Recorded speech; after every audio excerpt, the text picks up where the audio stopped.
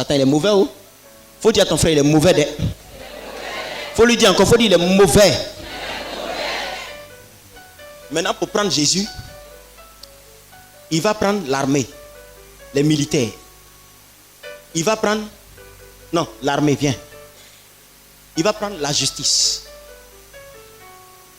Comme si l'armée et la justice ne suffisaient pas. Il va aller prendre les hommes politiques pour ajouter. Comme si les trois ne suffisaient pas, il va aller prendre qui? Les religieux. Il a pris les 4 forces. L'armée, la justice, le politique et puis le religieux. Les 4 pouvoirs mis ensemble pour arrêter Jésus. Quand ils vont arriver, la Bible dit, Jésus va dire, qui cherchez-vous? Tout le monde à terre. Brrr.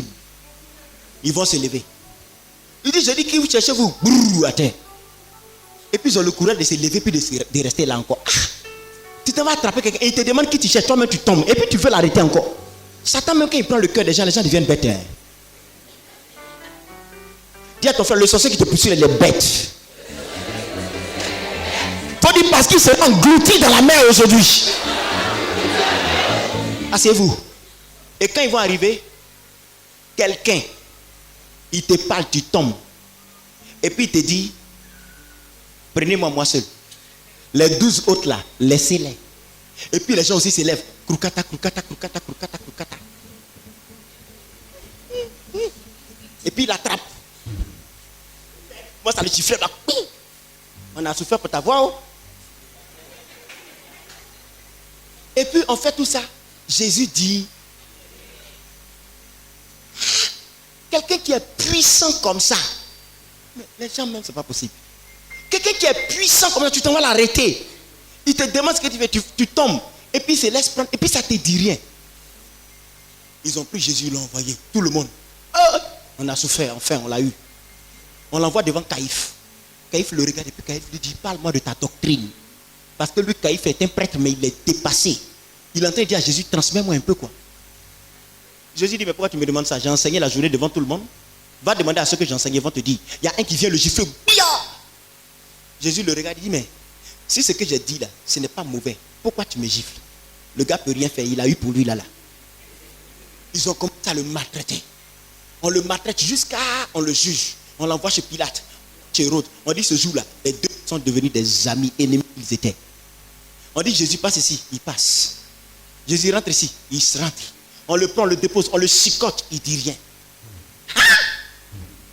Quelqu'un qui peut dire Père, et puis la terre est gâtée. Et puis il ne dit rien. Vous aussi, ça ne vous dit rien. Attends. Tu t'en vas arrêter quelqu'un. Il y a bombe atomique dans le sac là. La personne a ça. Et puis la personne dit, arrête-moi. Tu sais qu'il y a bombe. Déclencheur est dans sa main. Il dit, arrête-moi. Et puis toi, ça ne te dit rien. Que Dieu aveugle tes ennemis en cette fin d'année là.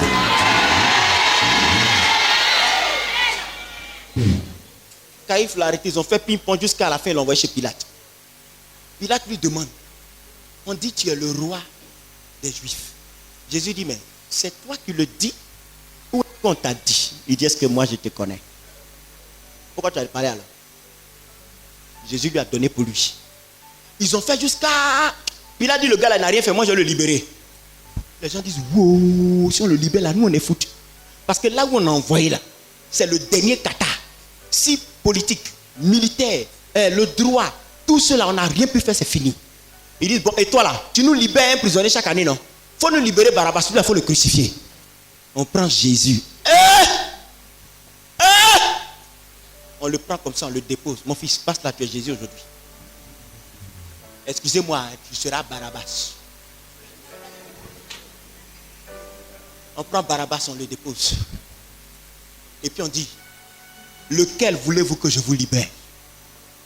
Barabbas était un brigand. Barabbas était un tueur. On dit, qui voulez-vous qu'on vous libère? Ceux qui ont été guéris crient Jésus. Mais les gens ont déjà fait leur travail pour que Barabbas gagne les élections.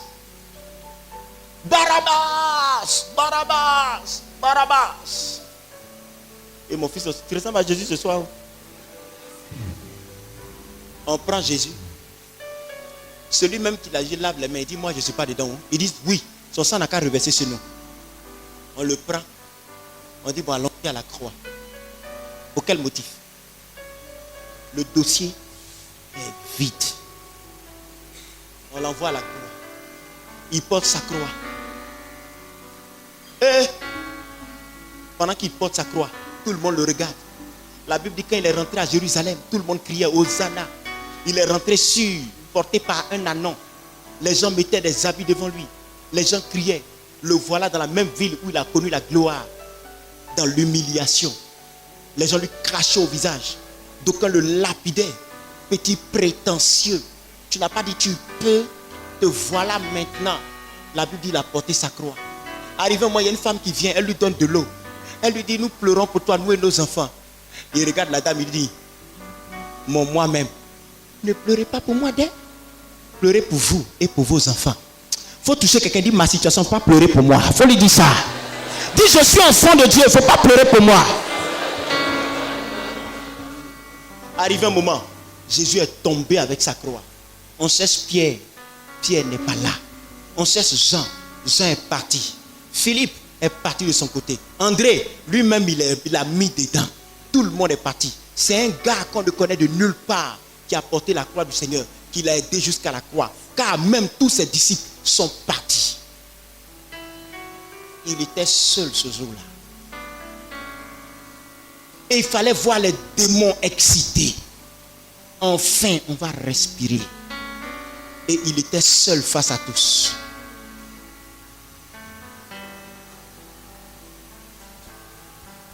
Il voulait de l'aide. Pierre, tu es où? Pierre dit, Seigneur, ça là, je t'aime, mais je ne peux pas mettre ma tête dedans. 3 fois, on a dit à Pierre, tu es avec lui. Pierre, je ne le connais. Et Seigneur. Pierre dit, je n'ai jamais entendu parler de lui. La femme dit, si je t'ai vu, il dit non.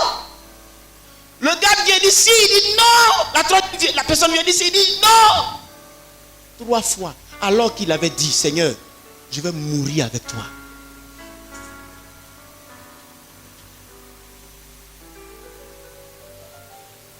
Jésus allait jusqu'à arriver à la croix. Le maître, le Seigneur, le roi, celui que les gens ont voulu prendre et établir roi. On déchire ses vêtements devant tout le monde. S'il vous plaît, je vous dis la vérité. Jésus a été crucifié nu. Sa nudité était exposée. Et pendant qu'ils étaient en train de le clouer, qu'il agonisait, les soldats vont se dire, mais en Israël ici, là, le gars là, il sapait trop. Ils regardent ses vêtements et ils disent, on doit tirer au sort. Ceux qui ont décidé de te tuer pour prendre tes biens là, ils meurent tous au nom de Jésus-Christ de Nazareth. Ils ont partagé ses vêtements. Quand ils sont arrivés sur sa tunique, discours, on n'a jamais vu habit comme ça. C'est pas habit là, quand il portait, il faisait des miracles là. On dit si. L'habit était d'une seule couture. C'est-à-dire comme quelque chose, tu portes un coup puis tu enlèves un coup. Ils ont dit ça là, on va tirer ça au sort. Et ils ont tiré ça au sort. Pendant qu'ils étaient en train de faire ça, aucun homme de droit n'est venu pour dire c'est injuste. Il y avait des sages en Israël, personne ne s'est levé pour dire c'est juste. Certainement Bartimée a voulu parler, ils ont dit tu parles, tu vas nous entendre, on va te tuer comme on a tué Lazare. Et ils l'ont cloué sur la croix. Ils l'ont cloué. Les clous qu'ils ont utilisés faisaient 17 cm. Bah! Bah! Bah! Imaginez les clous d'avant, ce n'était pas lisse comme aujourd'hui. C'était rugueux. C'est comme la maison, quand ça t'accroche, c'est difficile. Et il criait. Et quand il criait, ceux qui le clouaient, tais-toi là-bas. Ils l'ont cloué. Et ils ont pris une couronne de pines, ils ont mis sur sa tête. Tu n'as pas dit tu es roi. Il faut porter la couronne d'épines là. Car toi, ta couronne là, c'est des épines. Et ça s'est enfoncé dans sa chair et on l'a crucifié avec cette couronne d'épines. Il est mort avec ça. Il est resté sur la croix. Arrivé à un moment donné, la Bible dit que la terre était remplie de ténèbres. Parce que les démons, toutes catégories confondues, ont fait surface, sont tous sortis de l'abîme. Parce que c'était leur victoire. Celui qui les tourmentait, les détruisait. Il est mort. Et quand Jésus est mort, le désespoir a gagné tout le monde. Au point où il y avait 2 de ses disciples qui disent, nous on ne fait plus ministère. Ils ont pris le chemin. Ils partaient maintenant sur le chemin d'Emmaüs. Ils ont dit, nous là, c'est bon. Mais ma Bible me dit que quand il est mort, premier jour, tout le monde disait, il va revenir. D'autres disaient, lui, il ne reviendra pas. C'est un menteur. Ceux qui croyaient à la résurrection étaient d'un côté. Ceux qui n'y croyaient pas étaient de l'autre côté. Et puis ça se chamaillait. Les écrivains ont commencé à écrire. Les poètes ont commencé à rédiger des poèmes. Les narrateurs ont commencé à écrire. Il fut un homme du nom de Jésus. Les philosophes ont commencé à philosopher. La résurrection est-elle possible? Un thème à débattre. Je dis oui, et toi tu dis quoi? Tu dis non. Et puis on nous dit oui, je dis non, parce que justement la nature humaine est liée à la mort et un homme qui meurt ne peut pas revivre. Telle est ma version de ce dont tu m'as parlé. Et l'autre dit, philosophiquement parlant, avec ma langue aiguisée et ma réflexion pointue, je peux te dire que la résurrection est possible parce que nous sommes dans une nation qui est croyante. Et comme dans le spirituel tout est possible, mon ami va exploiter cet horizon pour comprendre que oui, il est possible que la résurrection soit. Car s'il croit, c'est que ça peut arriver. Il faut voir les journalistes. Un homme était né. Un homme a régné. Un homme a marqué ce monde. Un homme est parti. La lumière s'est éteinte. Jérusalem est tombée. Les drapeaux sont en berne. Car celui qui s'est proclamé roi, en réalité, était un imposteur. Et doublé d'une imposture qu'on n'a jamais vue, il a été frappé par le jugement. Et accablé par la force de ce jugement, qui résidait dans les clous de sa crucifixion, il n'a pas pu tenir, lui qui ramenait les morts à la vie. Il est mort. Tout le monde écrivait, tout le monde racontait, chacun disait pour lui. Les disciples étaient obligés de fuir parce que là, ils se disaient, qu'est-ce qui va nous arriver si on se présente? Alors que les gens étaient en train de discuter dans le monde physique, dans le monde spirituel, quelque chose était en train de se passer. Jésus allait jusqu'en enfer parce qu'il y avait une clé avec laquelle Satan travaillait, la clé de la mort et du séjour des morts. Pendant que les démons sont en train de danser festibulance, festibulance, festibulance, et puis tous les démons viennent. Satan, félicitations, tu es un chef. Tous les démons, l'enfer. Oh, l'enfer est symbolisé par le noir. Pendant que tout le monde danse dans le noir, il y a une petite lumière qui commence à venir. Les démons disent, Satan, tu as créé quoi encore? Ça c'est surprise, hein? On n'a jamais vu une lumière ici. C'est quelle lumière ça? Lui-même il dit, calmez-vous, je ne sais pas ce que c'est que cette lumière. Et puis il dit, j'espère que l'un parmi vous n'est pas en train de me jouer un salto. Et puis le démon dit, mais Satan, tu es le mec qui va te défier. Pendant qu'il parle, la petite lumière approche. Elle approche. Elle approche. Répète après moi. Elle approche. Encore.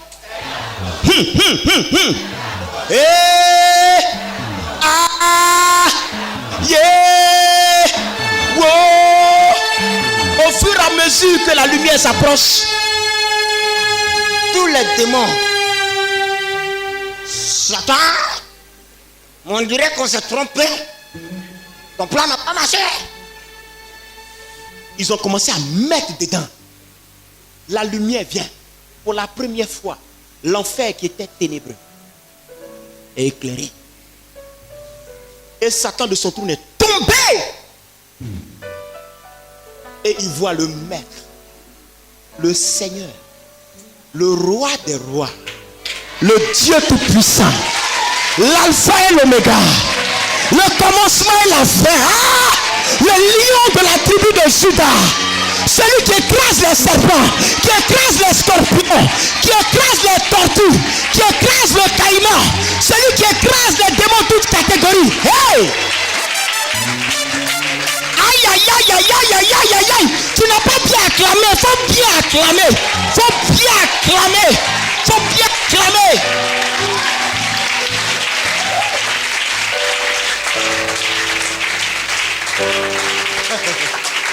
Ah,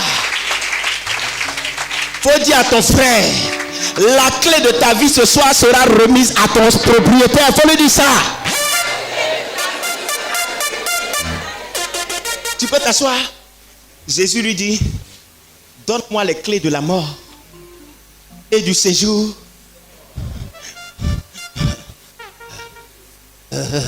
Voilà ça. Faut prendre. Voilà ça. Jésus dit, ramasse et donne-moi. C'est comme ça, les démons sont tellement vilains. Jésus dit, dépêche-toi. Il prend ça. Tu as gagné. Il dit, donne. Satan dit, tiens.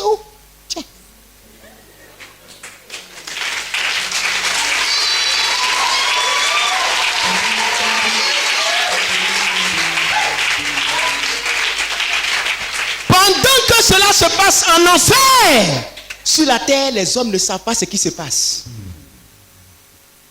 Voilà deux disciples qui disent, affaire là, il faut se chercher. Il y a un qui dit, j'ai laissé mon travail à cause des gars là, il est mort, je vais faire comment? L'autre dit, toi tu n'as rien perdu. Pierre, son entreprise de pêche là, c'est foutu. Il dit, allons-y à Emmaüs, là-bas on ne nous connaît pas, on va refaire notre vie. Ils sont sur le chemin de Maïs, ils s'en vont. Et la Bible dit, quelqu'un s'est présenté. Il n'y avait pas lampadaire. Et puis ils sont en train de parler. Et puis il vient dire, mais vous là, vous parlez de quoi? Et puis il y a un qui lui dit, mais attends, tu es le seul à ne pas savoir ce qui est arrivé. Il y avait un homme qui était en Israël, puissant prophète. Non, tu ne peux pas. Tout le monde a cru que c'est de lui le salut allait venir. Mais voilà 3 jours qu'il est mort. On a espéré. Mais c'est fini. Au moment où on dit que ni pour toi, le Seigneur dit lève la tête. Et ce soir, le Seigneur te dit lève la tête. Ce soir, le Seigneur te dit lève la tête. Le Seigneur te dit lève la tête. Le Seigneur te dit relève la tête mon enfant. Relève la tête ma fille. Relève la tête mon fils. Relève la tête mon enfant. La Bible dit il a fait chemin avec eux. Il a dit oh homme insensé qui ne comprenait pas les Écritures. Il a commencé à leur expliquer les Écritures. Quand ils arrivent au niveau de la ville, il veut partir. Il dit non, il faut venir avec nous. Il rentre avec eux. Le soir, ils servent le dîner. Il prend le pain. Quand il a rompu le pain, la Bible dit leurs yeux se sont ouverts. Ils ont su que c'était lui. Paf, il a disparu devant eux. Les deux qui fuyaient disent oh, mon frère. Ça, ils savent qu'ils ont commencé à se taquiner. Ah, terre, on a pensé que c'était fini. Mais c'est maintenant ça va commencer. C'est maintenant ça va commencer. C'est maintenant ça va commencer. C'est maintenant ça va commencer.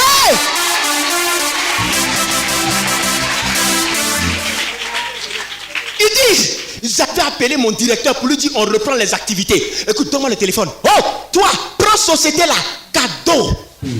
Directeur, tu as changé, j'ai changé. Parce qu'il y a quelque chose qui est en train de se passer. Ils courent. Ils arrivent à Jérusalem. Ils trouvent Pierre, Jean. Tout le monde est enfermé quelque part. Quand ils ont tapé la porte, vous voyez Club de Petits là, non? Scooby-Doo. Quand il a peur là. Pierre là, comme ça. C'est qui? C'est pas les soldats qui va aller ouvrir la porte. Ils disent ouvrez, c'est nous. Ils sont rentrés. Ils disent mais vous avez fui? Pourquoi vous êtes revenus encore? Ça là, ils vous ont suivi. Ils vont venir nous attraper nous tous. Ils disent non Pierre, c'est pas ça. On a quelque chose à vous dire. Pierre dit il y a quoi? Ils disent on a vu le maître. On a vu le maître. On a vu le maître. On a vu le maître. On a vu le maître. On a vu le maître. Oh donc il n'est pas mort. Oh donc il est ressuscité. Oh, il n'est pas mort. Oh donc il est ressuscité. Oh alléluia.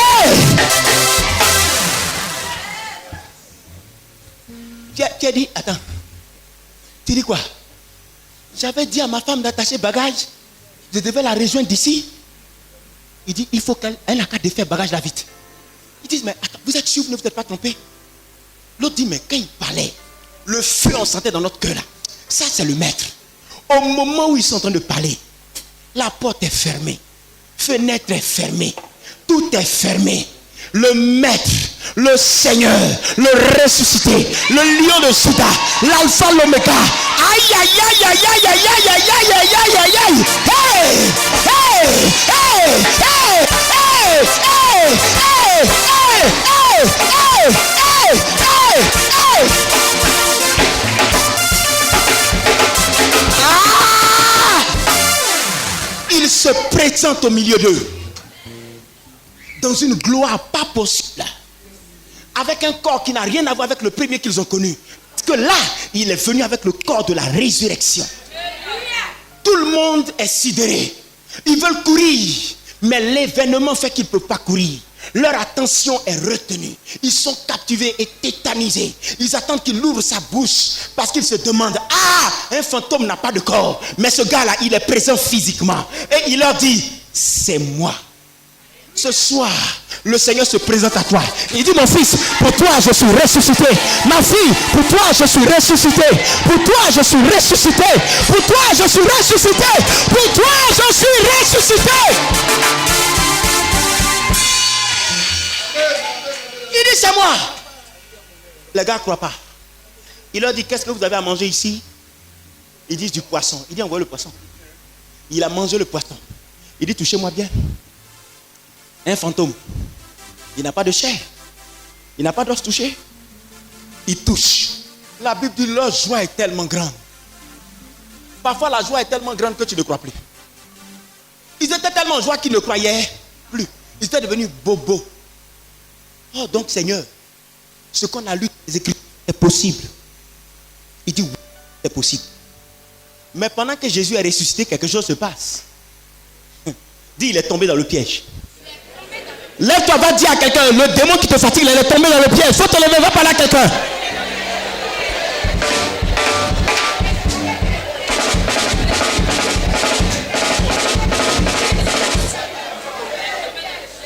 Alléluia. Quel était le piège? Le piège était que Jésus provoque Satan, qui le provoque. Comme Satan est un tueur, que Satan se lève pour lui ôter la vie.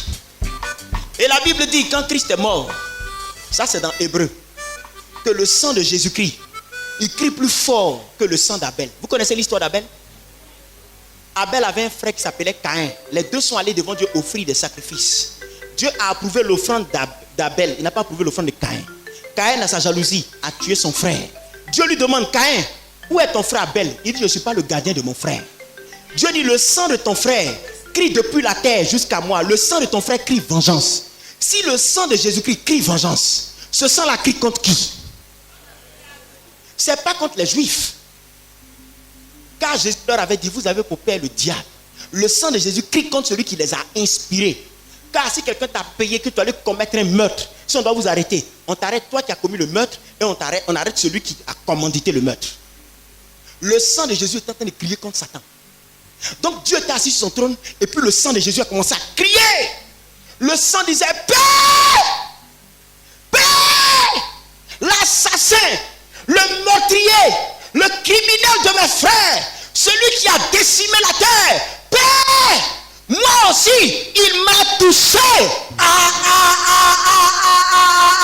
Quand Dieu le Père, sur son trône, a entendu la voix du sang de son fils crier, Dieu le Père s'est levé. Il dit, Gabriel, Gabriel, il a réussi. Gabriel, mon fils a réussi. Gabriel, mon fils a réussi. Gabriel, mon fils a réussi.